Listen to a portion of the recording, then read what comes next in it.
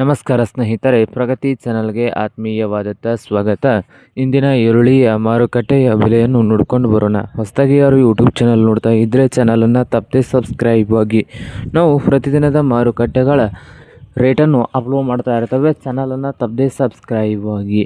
ಇಂದು ಈರುಳ್ಳಿಯ ಮಾರುಕಟ್ಟೆಯ ಬೆಲೆಯನ್ನು ನೋಡೋದಾದರೆ ವಿಜಯಪುರದಲ್ಲಿ 1500 ರೂಪಾಯಿದಿಂದ ಹಿಡ್ಕೊಂಡು 2500, 1500ದಿಂದ 2500 ರೂಪಾಯಿವರೆಗೆ ವಿಜಯಪುರದಲ್ಲಿ ಒಂದು ಕ್ವಿಂಟಲ್ ಈರುಳ್ಳಿಯ ಬೆಲೆಯನ್ನು ಹೊಂದಿದೆ.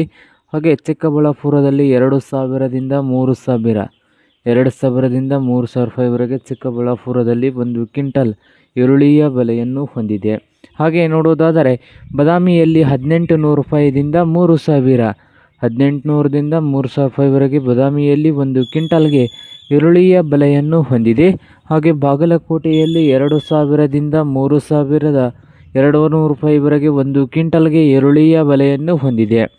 ಹಾಗೆ ಹುಬ್ಬಳ್ಳಿಯಲ್ಲಿ ನೋಡೋದಾದರೆ 1800ದಿಂದ 3100, 1800ದಿಂದ 3100 ರೂಪಾಯಿವರೆಗೆ ಹುಬ್ಬಳ್ಳಿಯಲ್ಲಿ ಒಂದು ಕ್ವಿಂಟಲ್ ಈರುಳ್ಳಿಯ ಬೆಲೆಯನ್ನು ಹೊಂದಿದೆ.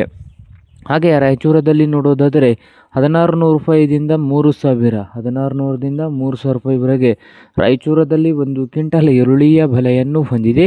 ಹಾಗೆ ಸೊಲ್ಲಾಪುರದಲ್ಲಿ ನೋಡೋದಾದರೆ 500 ರೂಪಾಯಿದಿಂದ ಹಿಡ್ಕೊಂಡು 3500, 500ದಿಂದ 3500 ರೂಪಾಯಿವರೆಗೆ ಸೊಲ್ಲಾಪುರದಲ್ಲಿ ಒಂದು ಕ್ವಿಂಟಲ್ಗೆ ಈರುಳ್ಳಿಯ ಬೆಲೆಯನ್ನು ಹೊಂದಿದೆ. ಸಾಂಗಲಿಯಲ್ಲಿ 1000ದಿಂದ 2800 ರೂಪಾಯಿವರೆಗೆ ಸಾಂಗಲಿಯಲ್ಲಿ ಒಂದು ಕ್ವಿಂಟಲ್ಗೆ ಈರುಳ್ಳಿಯ ಬೆಲೆಯನ್ನು ಹೊಂದಿದೆ.